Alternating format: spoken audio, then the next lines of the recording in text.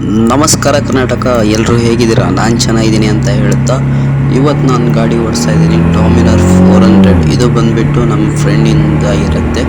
ಇವರು ಬಂದುಬಿಟ್ಟು ಆಗುಂಬೆಯಲ್ಲಿ ಇವರು ಸ್ಟೇಯಿಂಗ್ ಅಲ್ಲಿದ್ದಾರೆ. ಇವ್ರ ಹೆಸರು ಬಂದುಬಿಟ್ಟು ಕರಣ್ ಅಂತ. ಗೈಸ್ ಬನ್ನಿ, ಈ ಗಾಡಿನ ಓಡಿಸ್ತಾ ಇದರ ರಿವ್ಯೂಸ್ದಲ್ಲಿ ಕೊಡ್ತಾ ಹೋಗ್ತೀನಿ. ಇದರ ಇಂಜಿನ್ ಬಂದುಬಿಟ್ಟು ನಿಮಗೆ 373 cc ಆಗಿರುತ್ತೆ. ಪವರ್ ಬಂದುಬಿಟ್ಟು 40 PS ಟಾರ್ಕ್.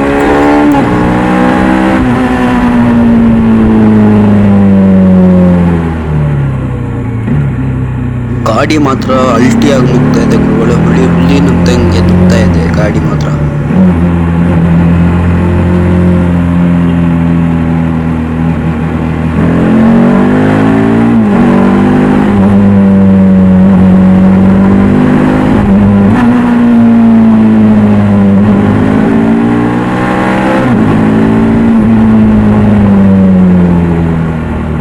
ಹೇಳ್ತಿದ್ದಂಗೆ ಗುರು, ಟಾರ್ಕ್ ಬಂದ್ಬಿಟ್ಟು 35 Nm ಇದೆ.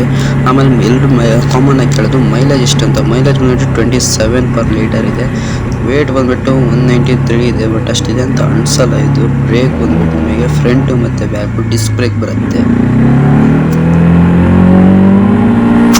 ಅದಾದ್ಮೇಲೆ ನಿಮಗೆ ಸಿಂಗಲ್ ಸಿಲಿಂಡರ್ ಲಿಕ್ವಿಡ್ ಕೂಲಿಂಗ್ ಏನಿದೆ ಇದರಲ್ಲಿ. ಮ್ಯಾಕ್ಸ್ ಪವರ್ ಬಂದ್ಬಿಟ್ಟು ನಿಮಗೆ 8000 RPM ತನಕ ಇದೆ. ಟಾರ್ಕ್ ಬಂದ್ಬಿಟ್ಟು 6000 RPM ತನಕ ಇದೆ. ಫ್ರಂಟ್ ಮತ್ತು ಬ್ಯಾಕು ನಿಮಗೆ ಡಿಸ್ಕ್ ಬ್ರೇಕ್ಗಳೇ ಕೊಟ್ಟಿದ್ದಾರೆ. ಫ್ಯೂಲ್ ಬಂದ್ಬಿಟ್ಟು ನಿಮಗೆ 13 ಲೀಟರ್ ಇದೆ. 6 ಸ್ಪೀಡ್ ಗೇರ್ ಬಾಕ್ಸ್ ಇದೆ. ಇದರ ಟಾಪ್ ಸ್ಪೀಡ್ ಬಂದ್ಬಿಟ್ಟು 155 ಇದೆ.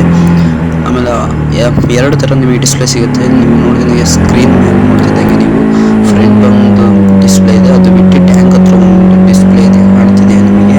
ಬ್ಲೂ ಕಲರ್ ಲೈಟ್ ಬರ್ತಿದೆ ನಿಮಗೆ, ಅದೇ ಮತ್ತೊಂದು ಡಿಸ್ಪ್ಲೇ. ಅದರಲ್ಲಿ ನಿಮಗೆ ಗೇರ್ಗಳು ಮಾತ್ರ ಸಿಗುತ್ತೆ ಕೆಳಗಡೆ.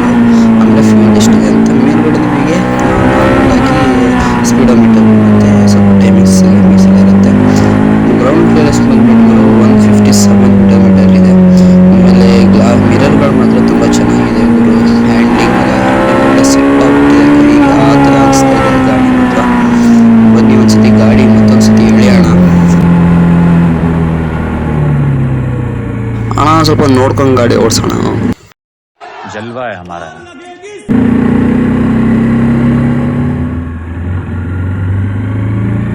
ಗಾಡಿನ ಫುಲ್ ಎಳೆಯೋಣ ಈಗ.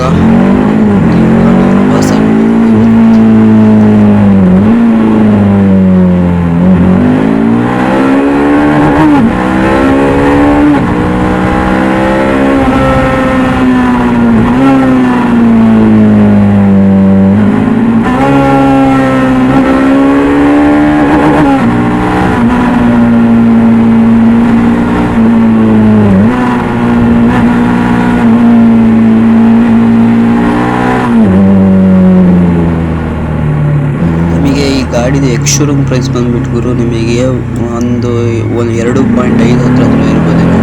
RTO ಮತ್ತು ಇನ್ಶೂರೆನ್ಸ್